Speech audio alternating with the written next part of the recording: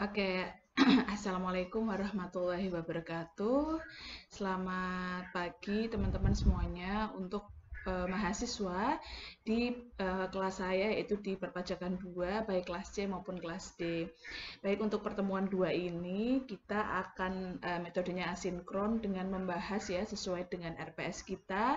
Silakan nanti dicek RPS-nya yaitu mengenai pajak penghasilan umum. Ini kita ada di part 1 dan sebenarnya ini membahas mengenai Undang-Undang Nomor 38 ya tahun 2008 terkait dengan pajak penghasilan. Nah, ada 4 poin di learning objektif atau capaian pembelajaran kita, yaitu yang pertama terkait dengan apa sih landasan dari aturan pajak penghasilan umum, ya. Yang kedua memahami subjek dan objek pajak penghasilan. Yang ketiga terkait dengan pajak penghasilan itu ada dua, yang sifatnya final, ya, dan sifatnya tidak final, ya. Artinya yang sifatnya final itu ketika kita menerima penghasilan itu langsung dipotong pajak ya, atau entah itu bentuknya nanti dipungut atau dipotong pajak ya. Kemudian kalau tidak final artinya itu mekanismenya diperhitungkan dalam SPT tahunan. Paham ya? Jadi ada dua mekanisme dari pajak penghasilan. Yang selanjutnya yaitu memahami pengecualian dari objek pajak. Ya, ada 4 poin. Semoga ini nanti bisa tercapai semuanya. Coba nanti kita lihat materi kita nanti sampai di mana. Oke? Nah, sebelum masuk ke materi, sebenarnya saya pengen teman-teman refresh di semester kemarin terkait dengan perpajakan. Yang pertama, semoga masalah KUP gitu ya, ketentuan umum perpajakan ini sudah paham ya, dan saya yakin pajak penghasilan juga sudah masuk beberapa di materi kalian, tapi saya ingin tegaskan kembali lagi di sini terkait dengan materi mengenai perpajakan. Nah, kemudian sebelum kita masuk ke teori inti mengenai pajak penghasilan umum, kita review lagi ya, update mengenai perpajakan di Indonesia. Yang pertama, sebenarnya bagaimana sih peran perpajakan di Indonesia ini gitu ya. Yang pertama, ini saya ngambil data dari Kementerian Keuangan mengenai apa ya, rencana dari pembangunan Indonesia dan dilihat dari struktur APBN yang ada di Indonesia. Saya lupa dokumennya apa, tapi saya ngambil dari Kementerian Keuangan. Nah, sebenarnya pada intinya Indonesia ini menginginkan adanya Indonesia ini kan masuknya ke developing countries ya. Kita masuk ke negara yang berkembang dan punya rencana strategis ke depan yaitu di tahun 2045 Indonesia ini menjadi negara maju gitu ya. Developed countries. Nah, developed countries ini kayak contohnya siapa ya, kayak Amerika Serikat itu developed countries, dia sudah pada tataran negara maju. Nah, maka dari itu dibuat per 10 tahunan ya, 10, 5, bahkan di sini ada yang 10 tahunan. Jadi yang pertama adalah di tahun 2021 sekarang ya, 2020 sampai 2030 ini rencananya adalah mengenai penguatan fondasi. Oke, penguatan fondasi melalui apa gitu ya? Melalui baik sebenarnya sama ya, apa namanya, kondisi pada makroekonomi, yaitu masalah konsumsi, investasi, dan juga penguatan SDM-nya gitu ya. Jadi artinya kalau mekanisme ekonomi, konsumsi, dan kemudian investasi ini berjalan dengan baik, sebenarnya itu akan mendorong pertumbuhan suatu negara juga gitu ya. Terus kemudian adanya ketika daya saing itu sudah dibentuk, tahun selanjutnya tuh transisi ya, memperkokoh daya saing, dan kemudian tahun 2036 sampai 45 itu diharapkan negara kita menjadi negara berdaulat, maju, adil, dan makmur. Gitu ya. Jadi kita sekarang ada di penguatan fondasi, dan bagaimana nanti peran kita di Indonesia ini menjadi salah satu apa namanya, penguat daya saing di Indonesia. Jadi peran apa nanti teman-teman dari kelas C dan D nih, nanti kalau udah baik sekarang jadi mahasiswa maupun keluar dari mahasiswa gitu mau jadi bagian yang mana dalam penguatan fondasi yang ada di Indonesia.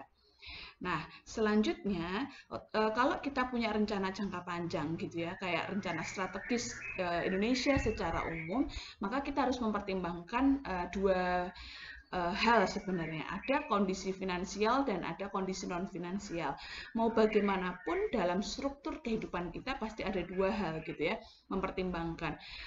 Kita harus lihat ya, kalau kita punya rencana, kita harus lihat kondisi finansial, faktor finansial. Yang kedua, kita nggak hanya memberikan keputusan berdasarkan finansial aja, tapi juga kita pengennya ada pertimbangan-pertimbangan lain di luar dari kondisi finansial, yaitu non-finansial.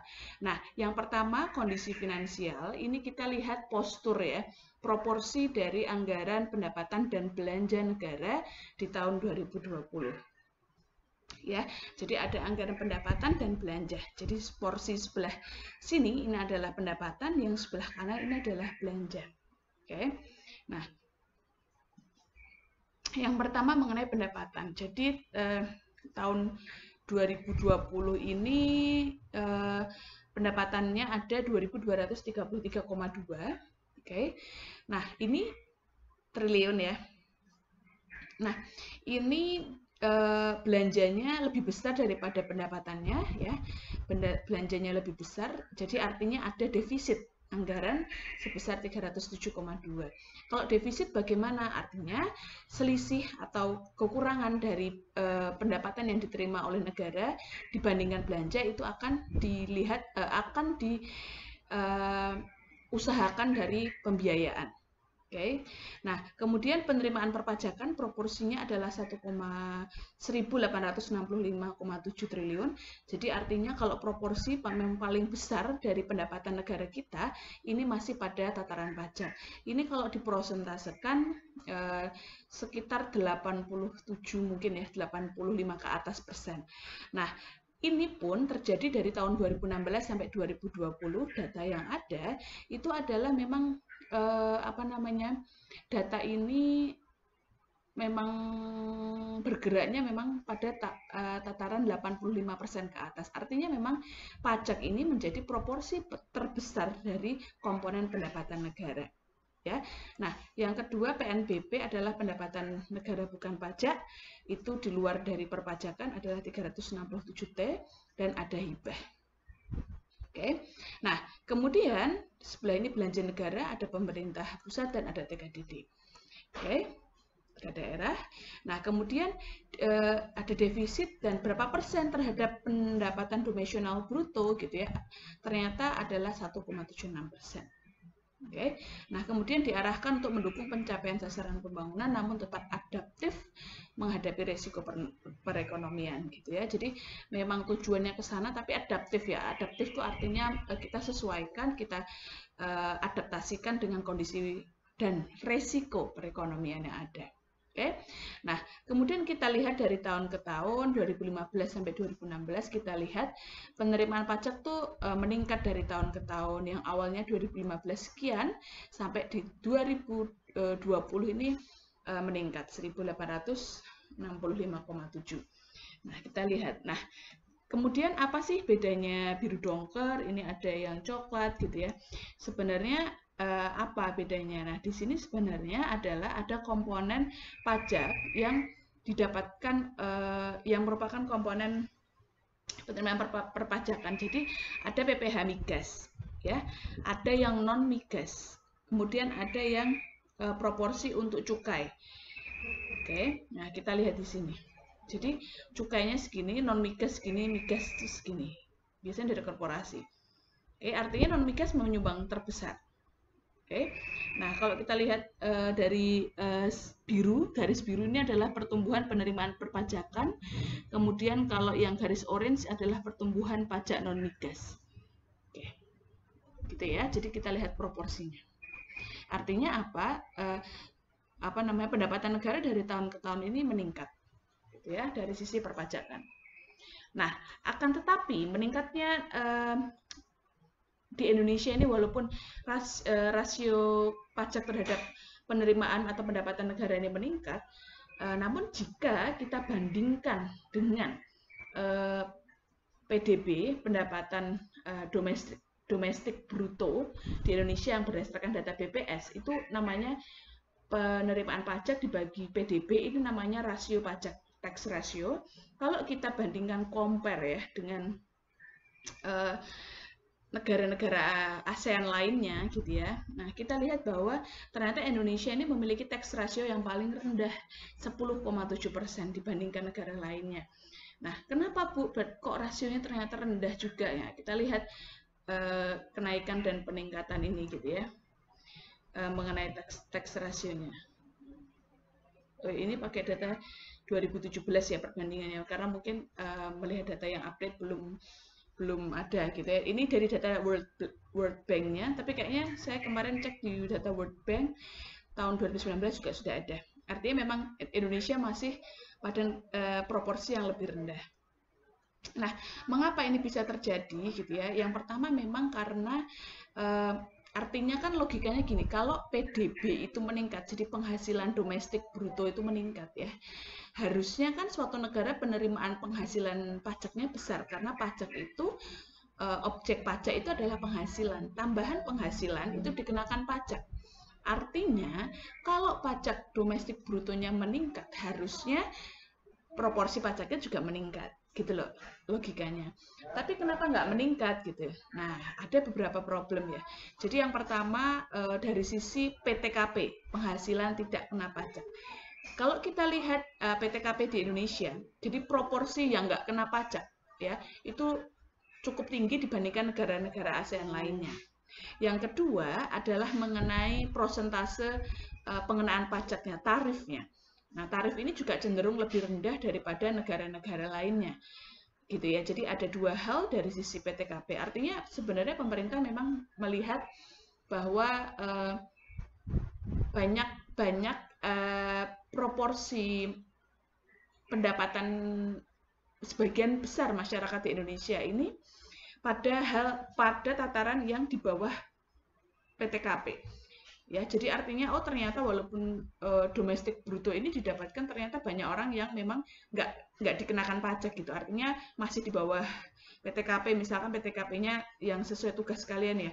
Kalau masih sendiri berapa sekian setahun tuh katakanlah di bawah 60 juta gitu atau di bawah 50 sekian juta gitu ya. Jadi masih pada pendapatan yang rendah gitu ya. Jadi PTKP-nya juga tinggi gitu ya. Jadi pada tataran segitu masih belum dikenakan pajak penghasilan itu ya. Jadi artinya walaupun tingginya proporsi kalau kita lihat dari sisi Indonesia, tapi kalau dari kacamata negara ASEAN lainnya, Indonesia itu masih rendah. Yang kedua, kalau di negara maju lainnya apalagi gitu ya, ini sangat jauh tax rasionya. Kenapa? Karena di negara maju tarifnya juga jauh lebih tinggi gitu ya, PTKP-nya juga jauh lebih rendah. Karena mungkin tingkat kemakmuran di sana juga jauh lebih tinggi. Gitu ya. Oke. Nah, sebenarnya apa sih peran kita gitu ya di mata kuliah perpajakan ini gitu ya. Jadi kita tuh memberi edukasi ya kepada teman-teman bahwa kita tuh sebagai wajib pajak, nanti kalau suatu saat teman-teman sudah jadi wajib pajak atau yang ada yang sudah jadi pegawai pajak, amin gitu ya, wajib pajak, kita sebenarnya didorong untuk menjadi wajib pajak yang patuh gitu ya, karena sebenarnya kita menyumbang keberlangsungan negara ini. Artinya kita berharap bahwa ya saya bayar pajak patuh nggak masalah gitu, tidak berusaha untuk melakukan penghindaran pajak ya, karena artinya kalau kita bayar pajaknya semakin besar, sebenarnya penghasilan kita jauh lebih besar daripada pajak yang kita bayarkan gitu ya, karena kita artinya punya kontribusi ke negara baik secara individual maupun misalkan teman-teman punya korporasi gitu ya. Jadi harapannya adalah bisa menjadi wajib pajak yang baik gitu. Nah, kemudian secara umum kita spesifik lagi ke jenis-jenis pajak ya. Jadi kalau kita lihat mekanisme pengelompokan pajak itu teman-teman pasti sudah tahu yang di semester kemarin. Yang pertama ada pajak pusat, ada pajak daerah ya. Kalau pajak pusat ini ada PPH, pajak penghasilan, PPN dan PPNBM. Bea Materai, PBB selain perkotaan dan pedesaan. Jadi untuk PBB pertambangan dan perkebunan ini masuknya pajak pusat. Ya. Nah, salah satu yang kita bahas hari ini dan beberapa hari ke depan ini pada pajak pusat. Oke, nanti ada beberapa pertemuan terakhir yang kita menggunakan pajak daerah. Jadi kalau pajak penghasilan ini nanti kita berarti kategorinya di pajak pusat ya. Oke. Terus yang kedua. Nah, selanjutnya pajak daerah ini ada tingkat 1 dan ada tingkat 2. Tingkat 1 ini artinya provinsi, tingkat 2 itu kabupaten atau kota. Kalau provinsi itu kayak biaya balik nama, pajak kendaraan gitu ya. Samsat itu loh kalau teman-teman bayar STNK, pajak kendaraan itu masuk ke provinsi, jadi samsat gitu ya, itu per provinsi. Kemudian pajak dati 2 kabupaten ini adalah pajak hotel dan restoran, hiburan, radio, BPHTB, PBB dan sebagainya. Banyak sekali gitu ya. Nanti PBB, BPHTB salah satu bagian dari yang kita bahas di sesi-sesi terakhir gitu ya. Oke, jadi yang pertama kita bahas dulu mengenai pajak penghasilan. Nah, oke, saya rasa udah sedikit dibahas kemarin di semester 1, jadi ada beberapa jenis ya pajak penghasilan. Dari mulai pasal PPh 21 PPh pasal 21 sampai 26 dan PPh final. Gitu ya. Jadi artinya ada yang non final, ada yang final. Oke, jadi apa aja sih transaksi yang dikenakan PPh 21 dan sampai 26 ya. Jadi komponennya itu apa, banyak sekali. Jadi teman-teman nggak harus apal sih, tapi yang penting tahu apa-apa yang harusnya dikenakan pajak gitu ya. Kayak misalkan saya kalau sebagai individual maupun sebagai karyawan, dosen yang juga mengurusi mengenai masalah perpajakan transaksi di kampus gitu ya, saya seringnya pegangnya kalau dikatakan pajak penghasilan adalah PPh 21 sampai 23 ya. Kalau untuk transaksi kegiatan saya harus bayar pajak PPh 22 dan PPh 23. Kalau transaksi yang bersifat honorarium, saya ngundang pembicara dan lain sebagainya, itu ada PPh 21. Oke, nah biasanya saya itu 21, 22, 23. Tapi kalau terkait dengan saya sebagai karyawan yang dipotong penghasilannya, berarti saya itu kena PPh 21, ada 25, ada PPh final. Karena saya bekerja di instansi negeri, jadi ada komponen penghasilan yang masuk ke PPh final 4 ayat 2. Gitu ya, jadi mungkin saya kalau komponen 23 tahu gitu ya, tapi nggak detail semua itu saya hafal apa aja, tapi saya tahu bahwa saya harus membayar untuk terkait yang biasa dengan saya. Jadi artinya Anda paham bahwa kalau transaksi ini seharusnya dikenakan pajak gitu, nggak usah diapalin, gitu bisa dilihat. Nah teman-teman juga kalau sekarang mulai investasi gitu ya, kan sekarang apalagi di era pandemi ini teman-teman ikut pasar modal gitu ya. Yang kedua ikut beli suku atau obligasi gitu ya, kan itu minimal 1 juta. Nah untuk teman-teman belajar investasi itu juga baik gitu ya, artinya ada PPh final yang kita bayarkan gitu ya. Terus tabungan, kalau ini pasti gitu ya, teman-teman nggak nyadar sebenarnya di tabungan teman-teman itu juga dipotong pajak gitu ya.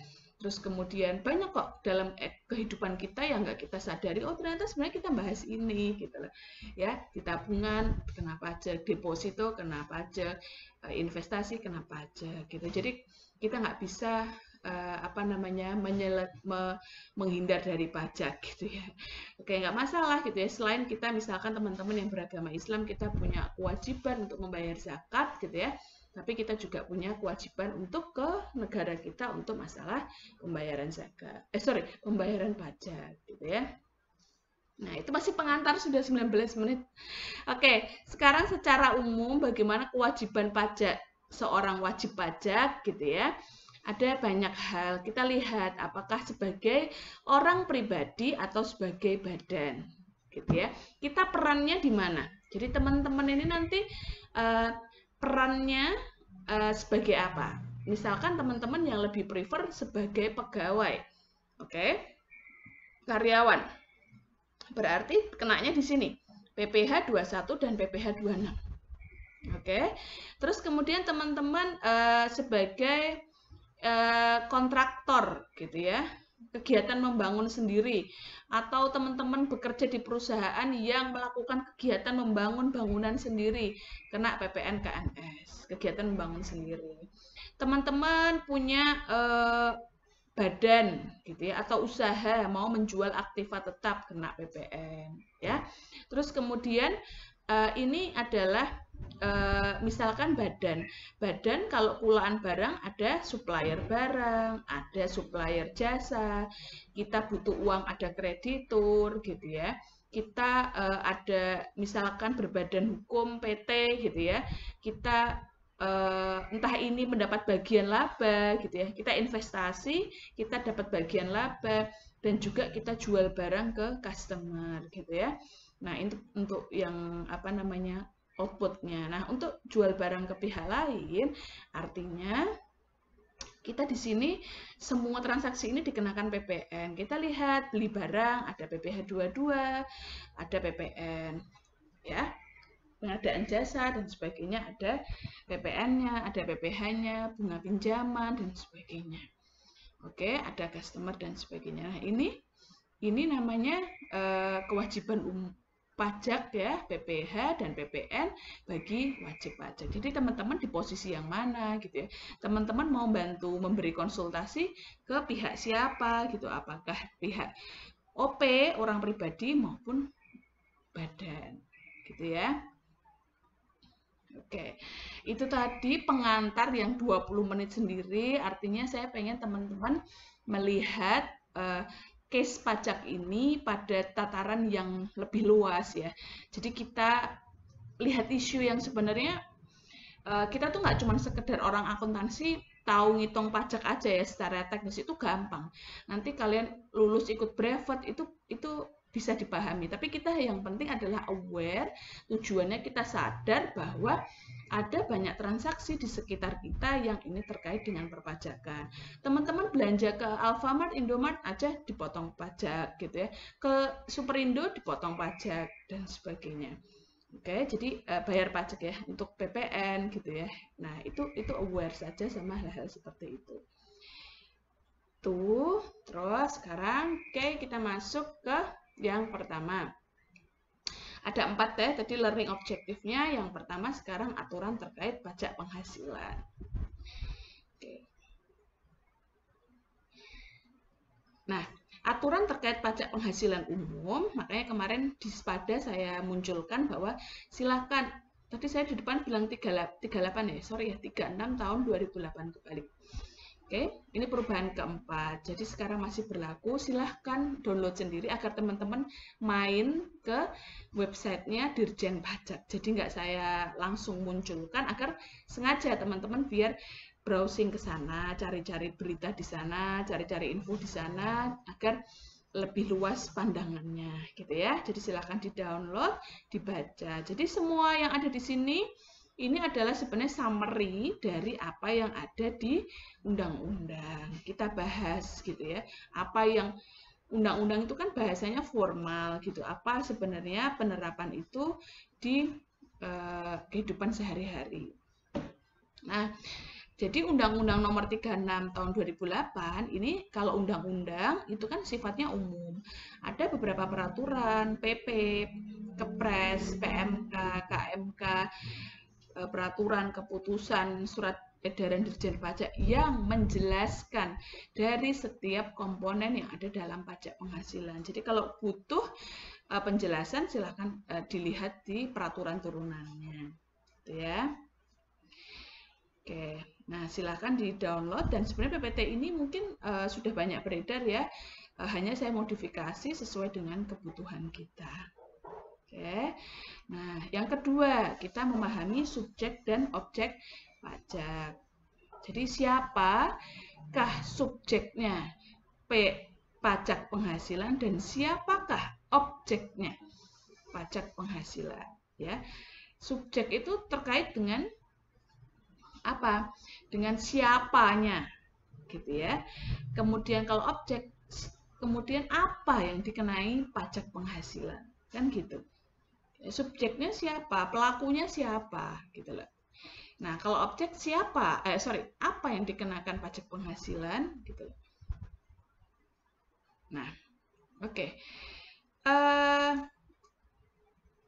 PPh dikenakan ke subjek pajak atas penghasilan yang diterima. Jadi sudah terjawab ya bahwa subjeknya itu adalah, objeknya ini malah udah dijelaskan di ini ya, penghasilan. Jadi namanya juga pajak penghasilan gitu ya. Pasti yang dikenakan adalah penghasilan yang diterima atau diperolehnya dalam tahun pajak. Ya, diterima atau diperoleh. Apa itu bedanya diterima dan diperoleh? Nah, itu tuh jadi soal ujian di konsultan pajak. Jadi apa bedanya diterima dan diperoleh? Oke, nah selanjutnya jadi masalah diterima dan diperolehnya itu coba nanti kalian cari tahu gitu apa perbedaannya diterima sama diperoleh gitu ya. Nah, tahun pajak. Nah, gimana tahun pajak itu maksudnya bagaimana?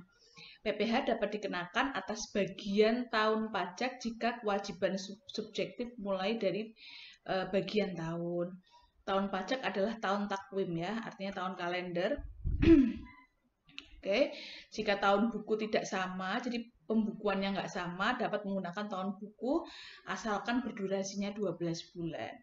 Oke, tapi mostly mengikuti tahun takwim.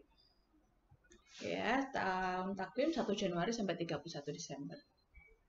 Nah, jadi siapakah subjek pajak? Pada intinya ada dua. Yang pertama orang pribadi, ya, meliputi warisan yang belum terbagi sebagai satu kesatuan bersifat menggantikan yang berhak. Oke, kemudian badan bentuknya macam-macam, salah satunya bentuk usaha tetap ya. Jadi pada intinya ada dua, OP dan badan. Oke. Nah, bentuk usaha tetap ini apa? Nanti kita bahas ya. Nah, subjek pajak berdasarkan asalnya ini ada dalam negeri dan luar negeri. Jadi ada SPDN dan SPLN.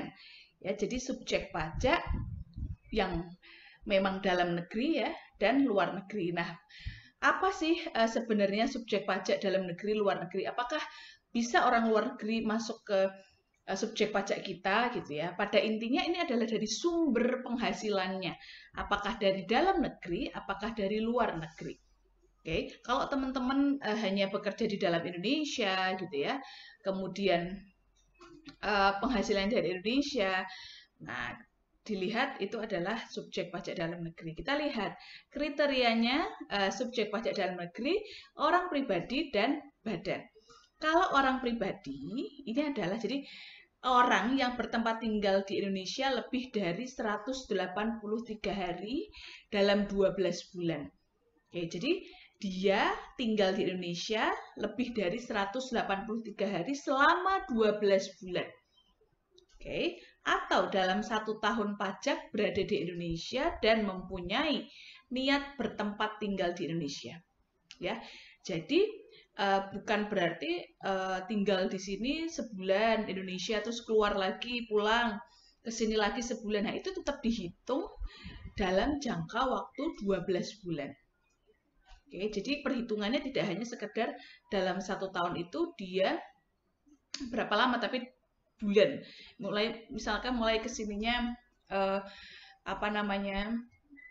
bulan pertengahan tahun gitu ya, tapi nanti di tahun depannya dipertimbangkan dilihat selama 12 bulan ke belakang. Nah, tapi yang paling inti adalah dia punya intention, punya niat ya untuk bertempat tinggal di Indonesia. Jadi biasanya orang luar yang memang ada pekerjaan di Indonesia. Kalau memang misalkan kita lihat dia ada kontrak jangka panjang, ya dia jadi subjek pajak dalam negeri gitu ya. Nah, dilihat dari sisi jumlah harinya selama 12 bulan. Nah, kalau badan didirikan bertempat kedudukan di Indonesia kecuali unit tertentu badan pemerintah yang memenuhi kriteria. Nah, kemudian selain ini maksudnya kalau badan kan bentuknya PT, CV, dan lain-lain ya yang berbadan hukum. Kemudian selanjutnya yang lainnya yaitu badan yang dikecualikan tuh yang pembentukannya berdasarkan peraturan perundangan, pembiayaan APBN atau APBD, penerimaannya dimasukkan dalam APBN atau APBD, dan pembukuannya diperiksa oleh aparat pengawas fungsional negara. Ya, jadi maksudnya ini adalah jadi kalau BUMN masuk ke badan nggak masuk gitu ya. Pembiayaannya itu maksudnya ini bukan berarti investasinya ya, beda ya. Kalau ini modalnya berasal dari APBN APBD itu termasuk dalam kategori badan gitu ya.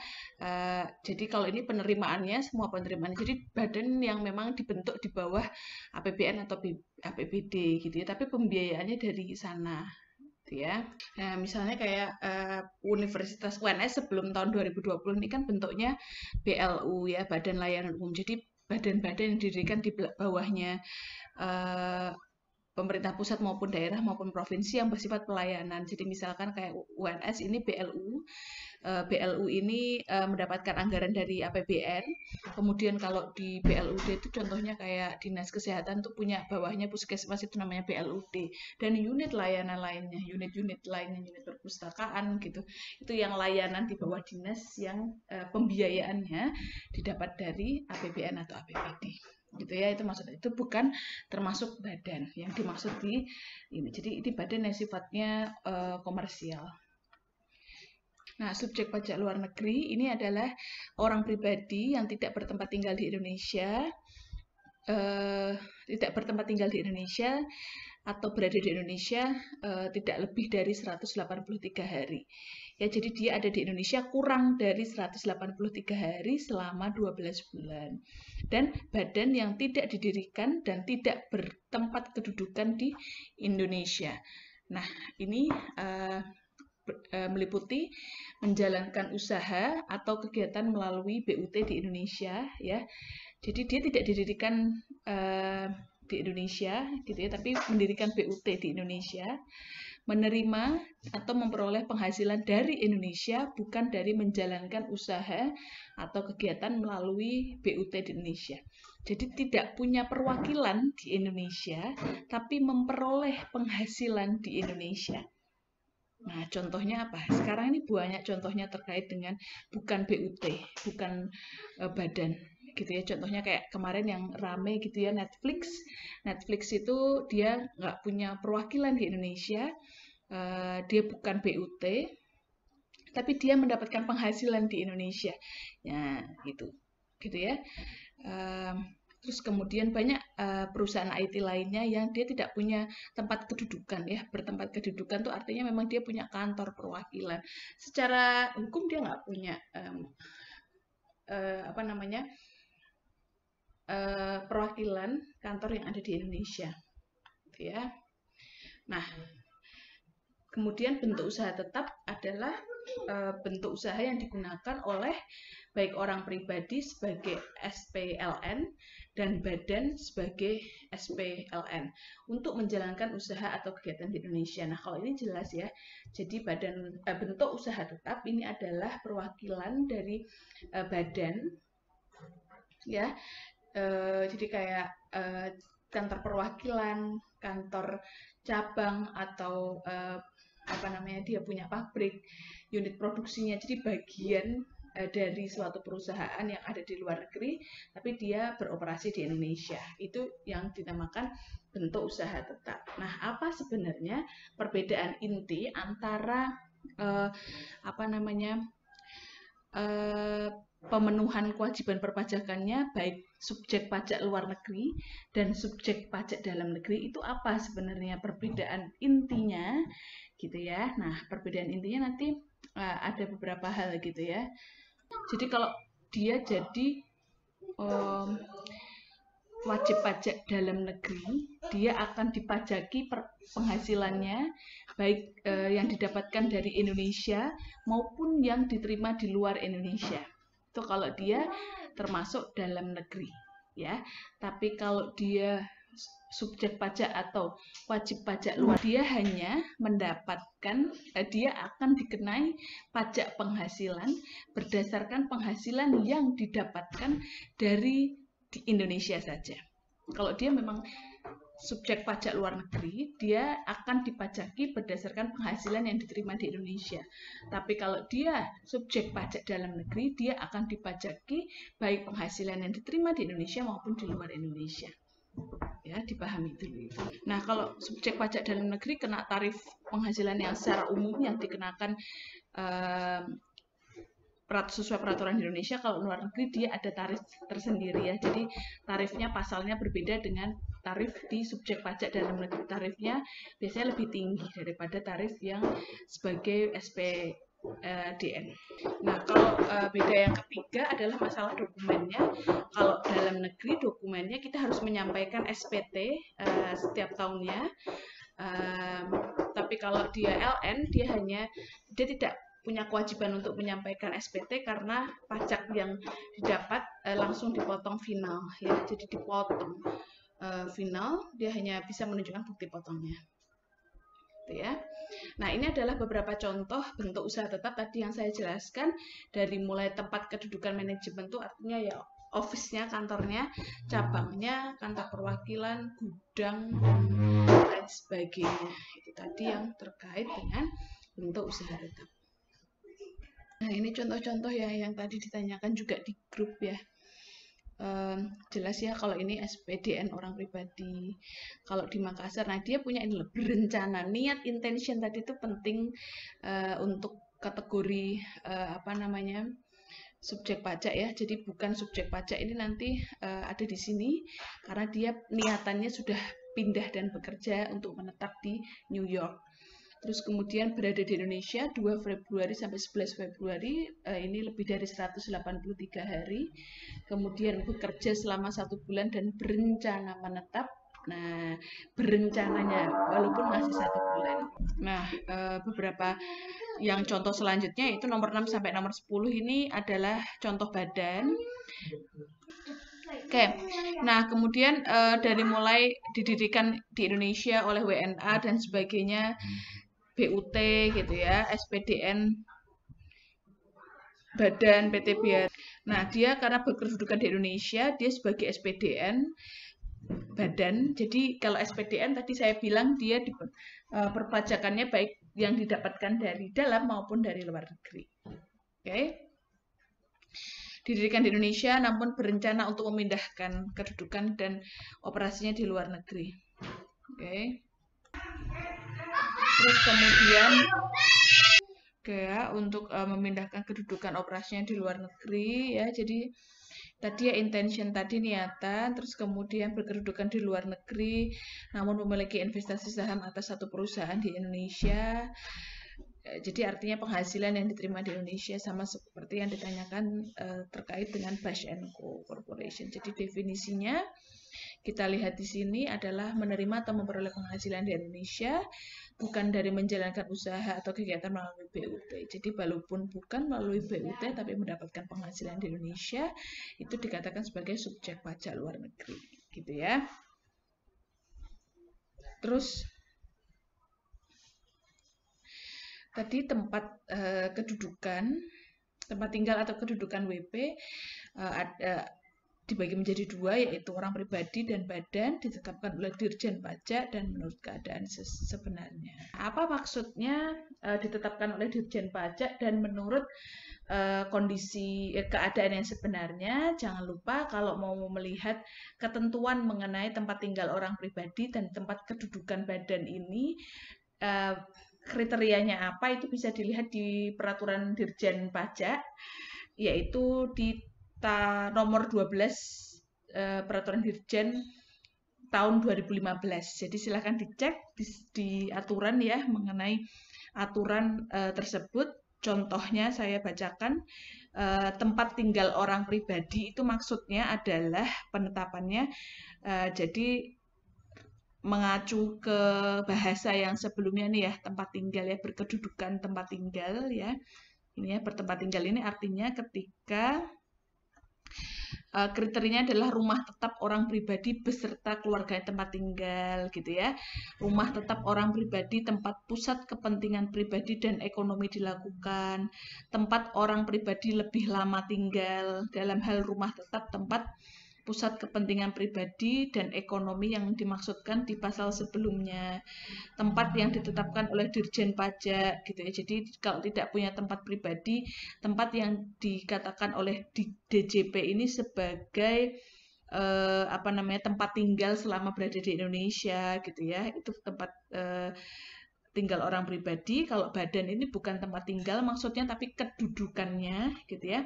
Kedudukan ini misalkan tempat kantor pimpinan, pusat administrasi dan keuangan, tempat menjalankan kegiatan usaha dan lain sebagainya. Kriterianya banyak.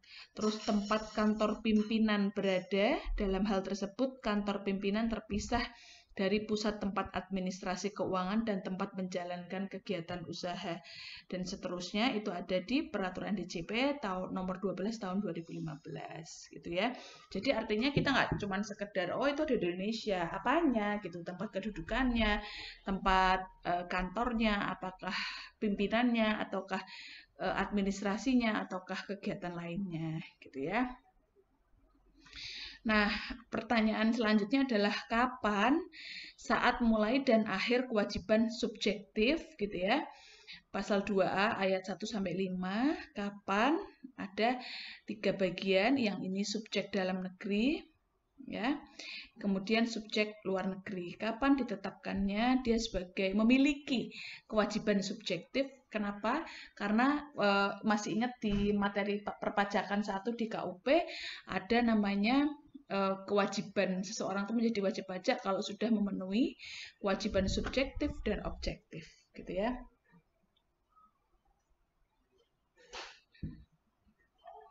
Ini kriterianya. Saya rasa kalau di dalam negeri nggak ada masalah ya. Yang warisan pembahasannya besok minggu depan kita bahas dan udah jelas ya. Penjelasannya kalau teman-teman baca. Orang pribadi kalau luar negeri saat menerima atau memperoleh penghasilan dari Indonesia. Jadi karena luar negeri dipajaki ketika mendapat penghasilan di Indonesia, berakhirnya kapan dan seterusnya. Oke. Nah, kemudian kewajiban pajak subjektif ya. Tadi kita lihat. Nah, kewajiban pajak subjektif orang pribadi yang berada di tempat tinggal di Indonesia, hanya meliputi sebagian tahun pajak. Bagian tahun pajak tersebut menggantikan tahun pajak secara keseluruhan. Nah, ini tidak termasuk subjek pajak ya. Ada kantor perwakilan negara asing. Ini maksudnya memang dalam area kantor perwakilan negara asing itu kan kita lihat bahwa kalau kayak di Indonesia ini punya beberapa perwakilan dari negara asing yang bertempat tinggal berkedudukan di Indonesia. Nah, di sana itu kantor perwakilan negara asing, kantor diplomatik itu tidak termasuk subjek pajak, dikecualikan dari subjek pajak ya. Oke ya, jadi kantor perwakilan negara asing terus dan lain-lain yang intinya adalah terkait dengan bagian dari organisasi internasional maupun perwakilan yang secara formal. Nah, nantinya dia nggak dikenakan pajak penghasilan yang diterima di Indonesia, akan tetapi dia tetap dipungut pajak terkait dengan transaksi normal, misalkan jual beli gitu ya, dia tetap kena gitu ya. Misalkan dia pergi ke Carrefour beli barang ya tetap kena PPN gitu ya, tapi artinya pajak penghasilannya yang diterima dari Indonesia itu tidak dikenakan subjek pajak. Tapi kalau dia mengenai pungutan pajak terkait dengan transaksi normal gitu ya, terus pajak atas perumahan, penggantian, warisan dan lain-lain yang terkait di luar kegiatan penghasilan yang diterima berdasarkan kegiatan yang tercatat ini, dia tetap dikenakan pajak. Oke, dipungut. Nah, kemudian yang selanjutnya adalah objek pajak. Kalau tadi kita ngomongin subjek pajak, sekarang kita objek pajak. Nah, poin intinya yang jadi objek pajak dari pajak penghasilan adalah penghasilan gitu. Nah, pertanyaannya adalah apakah penghasilan itu gitu ya? Penghasilan merupakan setiap tambahan kemampuan ekonomis yang diterima atau diperoleh ya. Jadi tadi pertanyaan diterima atau diperoleh, baik bisa berasal dari Indonesia atau luar Indonesia, dan dapat dipakai untuk konsumsi atau untuk menambah kekayaan wajib pajak. Oke. Nah, jadi diterima tuh baik diterima, maksudnya penghasilan sudah diterima secara cashnya ataupun sudah diperoleh ya. Jadi ini terkait dengan kas basis dan akrual basis gitu ya. Jadi walaupun itu masih berupa piutang, itu pun sudah dapat dikategorikan sebagai penghasilan. Oke. Nah, kemudian itu yang biasanya terkait dengan badan ya, mengenai diterima atau diperoleh. Nah, kemudian dengan nama atau bentuk apapun ya, jadi namanya macam-macam, gaji, honorarium, dan lain sebagainya, beda-beda ya, pendapatan, penjualan, dan seterusnya. Maksudnya adalah seperti itu definisi dari penghasilan. Nah, kemudian klasifikasi umum penghasilan karena jenis penghasilan itu banyak banget, jadi ada pekerjaan, ya berkaitan dengan pekerjaan, misalnya terkait dengan hubungan kerja seperti gaji, honorarium. Kalau usaha, ini terkait dengan kegiatan kita usaha ya, jadi kita usaha itu meng-create sesuatu, menjual sesuatu, membuat sesuatu, atau memberikan jasa dan mendapatkan penghasilan dari kegiatan tersebut. Kemudian kalau barang modal, kalau tadi pekerjaan kan kita bekerja, kita memberikan jasa, usaha tadi bisa jasa, dagang, ataupun manufacturing. Kalau modal itu artinya kita punya baik uang secara individual maupun badan yang kita investasikan menjadi barang modal, berupa misalkan kita melakukan investasi di tabungan atau di aset keuangan lainnya dan kita mendapatkan timbal balik ya. Jadi kalau uang investasi itu adalah aset, tapi kalau return-nya itu adalah menambah penghasilan baik untuk OP maupun badan gitu ya. Terus kalau penghasilan lain seperti pembebasan utang dan hadiah ya. Jadi kalau ada tambahan keuntungan atau penghasilan ya dari kegiatan apapun, kategorinya tadi 1, 2, 3, 4 bisa kita kategorikan sebagai objek pajak dan dikenakan pajak, tergantung nanti transaksinya seperti apa. Nah, oke. Poin selanjutnya adalah ketentuan umum atas penghasilan. Yang pertama, semua penghasilan digabungkan dalam 1 tahun pajak. Kemudian jika menderita kerugian dikompensasikan dengan penghasilan lain kecuali kerugian dari luar negeri. Nah, ini artinya kerugian ini adalah kerugian yang dialami atas transaksi tertentu. Misalkan biasanya kerugian mengenai masalah usaha. Jadi kalau usaha mengalami kerugian itu bisa dikompensasikan dengan penghasilan lainnya. Jadi artinya mengkompensasi itu menambahkan dengan tambahan penghasilan lainnya. Atau juga bisa nanti kalau kita ngomongin pajak badan bisa dikompensasikan pada tahun-tahun sebelumnya. Oke. Kemudian untuk penghasilan dikenakan final atau dikecualikan dari objek pajak tidak boleh digabungkan, gitu ya. Jadi kalau memang final ya sudah dia dikeluarkan dari tambahan penghasilan. Jadi memang kalau udah dipotong pajak ya udah nggak diperhitungkan lagi gitu loh maksudnya. Gitu ya. Nah, kemudian ada beberapa objek pajak di sini secara detail ya. Tadi umumnya di sini, detailnya di sini. Yang pertama, penggantian imbalan berkenaan dengan jasa tadi ya. Jadi kita memberikan jasa dan kita mendapatkan penggantian atau imbalan ya. Jadi kalau kita memberikan jasa kita dapat imbalan. Contohnya ada gaji. Kenapa sih Bu namanya gaji sendiri, upah sendiri, uang pensiun, imbalan, bentuk lainnya kecuali ditentukan lain dalam undang-undang. Jadi karena memang tipikalnya macam-macam gitu ya. Gaji itu gaji pokok, upah tuh biasanya tambahan. Biasanya upah sih untuk kayak pekerja pabrik manufacturing gitu ya, upah istilahnya. Tunjangan itu tambahan atas posisi tertentu, honorarium itu atas kegiatan tertentu, komisi itu atas pencapaian tertentu, bonus atau komisi tadi ya, gratifikasi itu pemberian berarti ya, uang pensiun, jadi ada manfaat pensiun yang kita dapatkan karena terkait sama imbalan yang kita lakukan jasa, jadi uang pensiun itu di masa yang akan datang, ya, itu juga dikenakan objek pajak dan imbalan dalam bentuk lainnya. Hadiah dari undian, pekerjaan atau kegiatan dan penghargaan. Jadi kalau teman-teman dapat hadiah, itu juga dikenakan pajak penghasilan. Nah, nanti hadiahnya seperti apa itu ditentukan di pasal lainnya, gitu ya. Nanti kita lihat penjelasannya, dia masuk ke PPh yang mana. Kemudian ada laba usaha, juga sama, itu merupakan objek pajak penghasilan.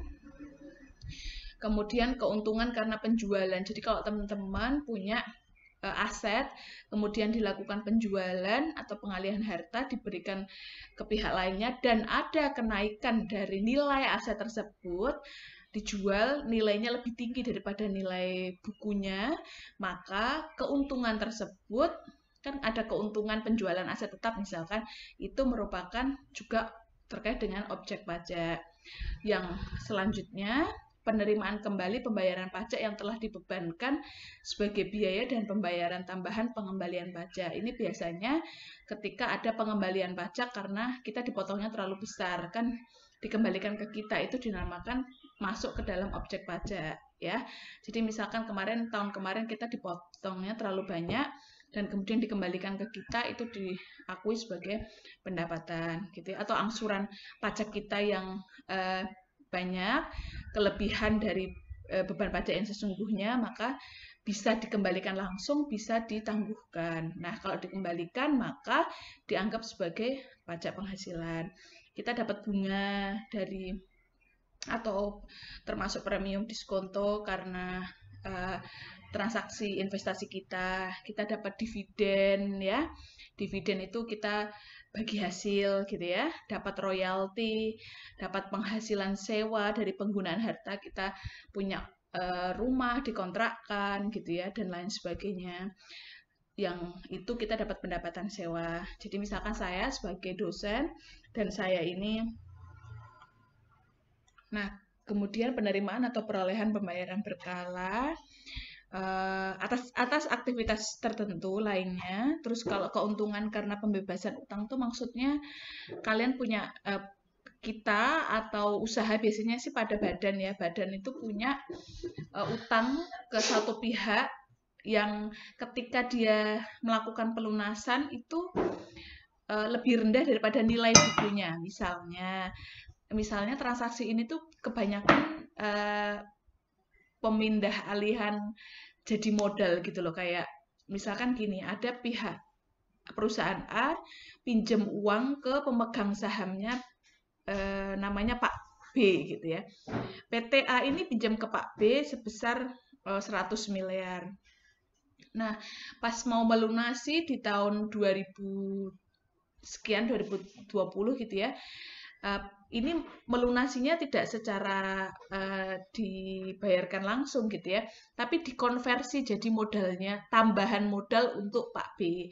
Nah, setelah dihitung konversi tersebut dinilai, ya, itu sebesar 75 miliar. Artinya kan harusnya dia utangnya 100 miliar, tapi ada konversinya sebesar lebih rendah 25 miliar.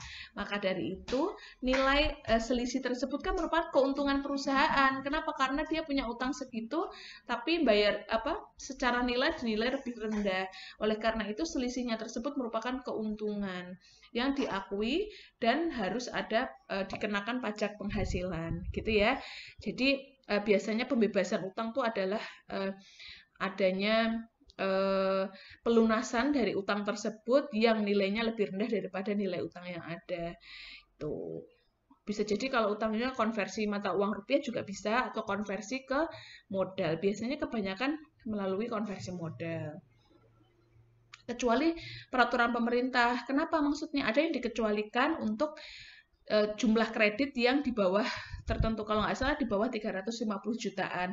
Misalkan kredit kur atau dan lain sebagainya, itu kredit-kredit untuk petani itu dikecualikan. Dia nggak, walaupun ada keuntungan, dia tidak akan dikenakan objek pajak penghasilan, gitu ya. Nah, Ini tadi kalau tadi saya bilang ada keuntungan selisih kurs mata uang asing ya. Kalau memang ada keuntungannya, dia kena objek pajak gitu ya. Selisih lebih karena penilaian kembali. Jadi kalau perusahaan, kalau teman-teman belajar akuntansi keuangan itu ada revaluasi aset ya. Revaluasi aset ini dikenakan selisihnya kalau mengalami peningkatan ini dikenakan pajak, premi asuransi, kemudian surplus Bank Indonesia gitu ya. Penghasilan dari usaha berbasis syariah sama ya, hampir sama dianalogikan dengan apa namanya? Bagi hasil lainnya tadi ya.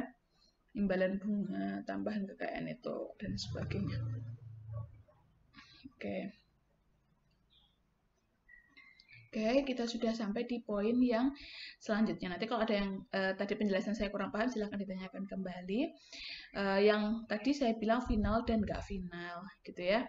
Nah, yang pertama definisi pajak final. Final tadi saya bilang bahwa kalau final itu kita dipotong secara langsung ya mengenai penghasilan yang kita terima. Pemotongan dilakukan oleh pemberi penghasilan. Jadi dipotong. Jadi misalkan saya ngasih ngasih penghasilan ke si A gitu ya, karena itu adalah masuk ke PPh final, maka saya langsung potong tuh pajaknya saya yang menyetorkan ke DJP gitu ya. Jadi dia terima bersih. Beda sama yang tidak final. Kalau tidak final, nanti dia yang menghitung di SPT-nya terkait dengan pajak penghasilannya. Gitu ya. Nah, ketika dilakukan penghitungan pajak terutang di akhir tahun, penghasilan yang dikenakan pajak final bukan penambah penghasilan, jadi dikeluarkan ya. Tidak dapat menjadi kredit pajak itu artinya yang udah dipotong tidak dikenakan pengurang dari kredit pajak itu pengurang nanti di SPT itu di perhitungannya mengurangi pajak terutang, tidak mengurangi pajak terutang gitu ya. Nah, pajak final adalah pajak yang selesai dengan pembayaran tersebut. Oke. Nah, kenapa kok ada alasannya, pertimbangannya karena kesederhanaan pemotongan, pengurangan beban administrasi, pemerataan pengenaan pajak dan seterusnya gitu ya. Jadi ada kategori yang dikenakan pajak final. Nah, apa aja yang dikenakan pajak final? Misalkan bunga deposito, kita punya tabungan. Coba teman-teman cek di internet bankingnya. Kalau ini pasti ada namanya di HP itu kalau mobile banking ada namanya potongan potongan pajak gitu, biaya pajak. Nah, itu namanya pajak final. 20% kalau nggak salah pajak final untuk tabungan.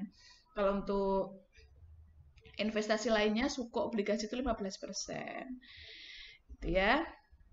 Dan bunga simpanan yang dibayarkan oleh koperasi ya kepada anggota koperasi orang pribadi, termasuk koperasi ya, berupa undian. Nah, hadiah yang diundi ya, bukan yang ditentukan. Nah, kalau yang ditentukan itu nggak masuk di PPh final.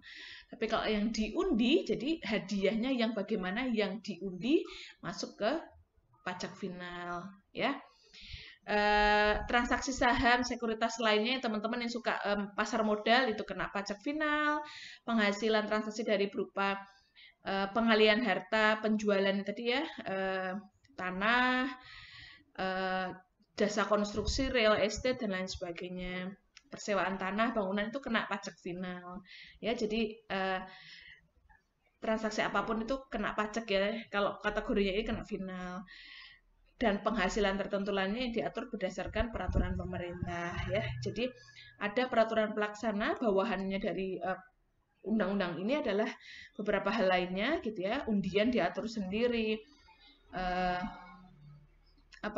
deposito diatur sendiri, dan UMKM itu penghasilannya juga diatur sendiri ya. PP nomor 46 tahun 2013. Yang terbaru UMKM 23 nomor tahun 2018 ini sudah diganti ya, yang UMKM itu juga kena pajak final. Finalnya ada dikalikan omsetnya, bukan labanya tapi omsetnya gitu ya. Nah, ini sudah diganti ya, 0,5% dari omset. Omset itu penjualan, bukan labanya. Gitu ya. Kenapa kok diturunkan ya? Biar UMKM masuk ke dalam menjadi wajib pajak. Nah, siapakah UMKM gitu ya? UMKM sesuai dengan aturan di PP nomor 23 tahun 2008, yaitu terkait dengan kriteria umum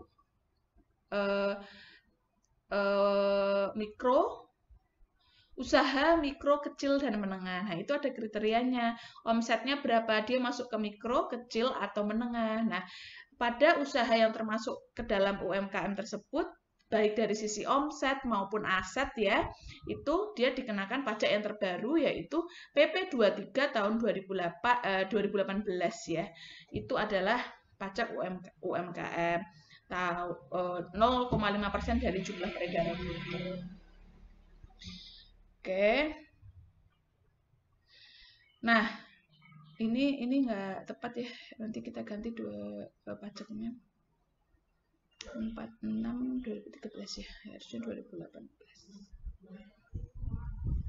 Oke. Nah, terakhir pengecualian objek pajak ya, bantuan, sumbangan, zakat yang diperoleh oleh lembaga amil zakat tapi yang disahkan oleh pemerintah ya, yang resmi ya. Itu tidak dikenakan dari objek pajak walaupun itu menambah penghasilan. Oke. Harta hibahan yang diterima oleh keluarga sedarah garis keturunan lurus atau sederajat ya. Jadi satu garis ya. Jadi ayah ke anaknya gitu ya. Lurus ya. Jadi lurus bukan miring. Miring tuh dari om ke ponakan itu miring gitu ya. Nah, badan keagamaan, badan pendidikan, dan seterusnya. Warisan, nah ini warisan yang bagaimana, kita bahas besok. Harta termasuk setoran tunai, pengganti saham sebagai penyertaan modal pada saat aktivitas penyertaan modal gitu ya. Nah, penggantian atau imbalan hubungan dengan pekerjaan jasa yang diterima atau diperoleh dalam bentuk natura. Natura itu kenikmatan lainnya. Jadi kenikmatan itu maksudnya adalah kalau kita bekerja misalkan, kita kan kadang suka dapat fasilitas lainnya ya. Misalkan kita dapat uang makan gitu ya, atau enggak uang makan ya, jadi kayak makan di tempat kerja gitu ya, kan ada beberapa perusahaan pabrik yang semua karyawan itu dikasih makan. Nah, nilai makanan katakanlah satu orang 20.000. Nah, nilai 20.000 kali sebulan katakanlah kali 25 gitu ya, dapat 500.000. Itu tidak ditambahkan sebagai pajak pendapatannya atau penghasilannya. Nah, itu dikecualikan. Kenapa? Karena bentuknya kenikmatan lainnya, fasilitas yang memang diberikan oleh perusahaan untuk keseluruhan karyawan. Gitu ya. Nah, itu pertanyaannya tadi di kelas C. Terus kemudian apalagi? Nah, bagi beberapa perusahaan yang tinggalnya di daerah terpencil, misalkan buka lahan, itu kan pasti dia jauh dari mana-mana. Biasanya ada fasilitas mes gitu ya. Nggak harus di jauh-jauh sih. Kadang-kadang banyak perusahaan yang nyediain mes itu. Misalkan nilai mesnya 1 bulan 300.000, nah itu nggak dikalikan dengan tambahan penghasilan yang dia terima, itu dikeluarkan. Nah, kemudian kecuali yang diberikan oleh bukan WP, jadi bukan yang natura yang diberikan ke bukan wajib pajak itu masuk ke objek pajak berarti gitu ya, dikecualikan. Yang dikenakan akhirnya kan ini dikecualikan kalau natura. Nah, WP yang dikenakan secara final, kemudian atau WP dengan norma perhitungan khusus. Jadi WP dengan norma perhitungan khusus itu biasanya dikenakan bagi beberapa WP tertentu gitu ya. Nanti kalian lihat keterangan di pasal 15 undang-undang terkait dengan WP dengan norma perhitungan khusus. Itu ada beberapa pihak, misalkan pihak di industri pelayaran luar negeri, dalam negeri, penerbangan. Nah, itu ada beberapa WP yang memang ada perhitungan khususnya, tarifnya, norma perhitungannya itu khusus gitu ya. Nah, bagi mereka yang ada di industri tersebut dan kena norma perhitungan khusus, maka natura yang didapatkan itu bisa dikenakan pajak penghasilan. Oke? Dan pembayaran dari perusahaan asuransi kepada orang pribadi sehubungan dengan asuransi kesehatan. Jadi kalau misalnya kita dapat asuransi ya, nerima klaim kan, misalkan saya ikut asuransi, saya nerima klaim kesehatan, kecelakaan dan sebagainya, itu nggak dikenakan sebagai objek pajak, gitu ya. Dividen. Nah, Lubuk tadi katanya dividen gitu. Dividen atau bagian laba yang diterima oleh PT ya.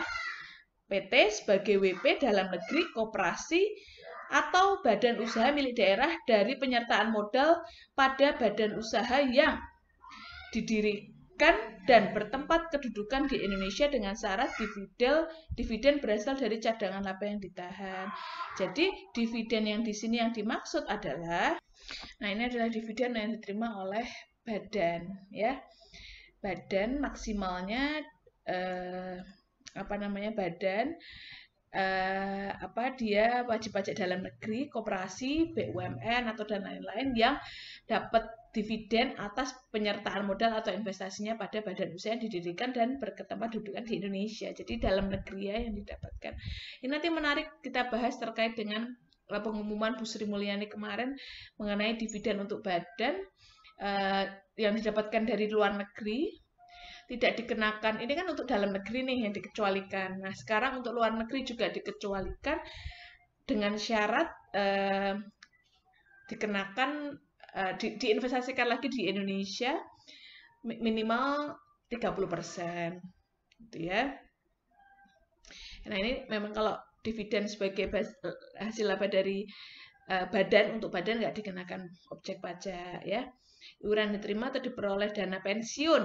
Ya, dana pensiun yang pendiriannya telah disahkan oleh Menteri Keuangan, baik yang dibayar oleh pemberi kerja maupun pegawai. Jadi ada kriterianya nanti untuk lembaga pensiun yang dimaksud oleh Menteri Keuangan disahkan. Jadi harus disahkan oleh Menteri Keuangan. Karena banyak sekali dana pensiun ya. Oke. Penghasilan dari modal yang ditanamkan oleh dana pensiun dalam bidang-bidang tertentu. Jadi kalau dana pensiun itu kan uangnya berasal dari penyertaan modal ke lembaga lain kan, karena memang duitnya diputar di lembaga keuangan gitu loh. Nah, maka dari itu penghasilan modal yang ditanamkan oleh perusahaan atau pemegang dana pensiun itu tidak dikenakan objek pajak gitu ya. Bagian laba yang diterima oleh atau diperoleh oleh anggota CV. Nah, CV yang modalnya tidak terbagi atas saham-saham, persekutuan, perkumpulan, dan sebagainya, ini enggak dipotong pajak. Padahal tadi kalau bentuknya PT, secara individu, kita dikenakan pajak. Jadi kalau CV malah dia nggak dikenakan pajak. Ya, jadi ini salah satu tax planning caranya. Kalau mau mendirikan CV, nggak ada bagian laba yang diterima ini tidak termasuk di kategori sebagai objek pajak. Oke. Dan modal ventura banyak sekali ya, beasiswa dan seterusnya. Silakan nanti yang masih bingung saya rasa sudah lumayan jelas ya. Jadi ada beberapa tambahan penghasilan yang tidak ditambahkan sebagai pendapatan atau penghasilan dari objek pajak. Nah, ini ada tugasnya, silahkan dikerjakan dan disubmit di Spada. Gitu ya. Dari saya, minggu depan insya Allah kita ketemu dengan topik yang berbeda, dengan materi baru lagi. Nanti kita bahas beberapa pertanyaan dari kalian. Diskusinya, terus kita lanjut materi lagi. Silahkan kalau ada pertanyaan dicatat aja dulu di catatannya, nanti ketemu dengan saya, kita bahas lagi. Terima kasih, selamat mengerjakan, selamat mohon maaf kepanjangan, selamat belajar untuk perpajakan, dan sampai jumpa di minggu depan. Terima kasih, wassalamualaikum warahmatullahi wabarakatuh.